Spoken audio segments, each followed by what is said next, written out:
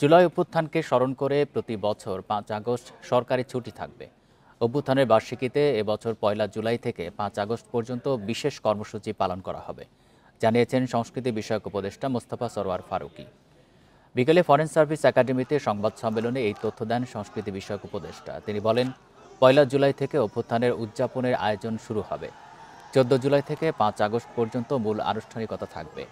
অন্যদিকে press secretary Shafiqul Alam জানান, জুলাই ঘোষণাপত্র তৈরি করতে উপদেষ্টা ওয়াহিদুদ্দিন মাহমুদের নেতৃত্বে কমিটি গঠন করা হয়েছে। তারা ৫ আগস্টের আগেই জুলাই ঘোষণাপত্রের কাজ শেষ করবেন।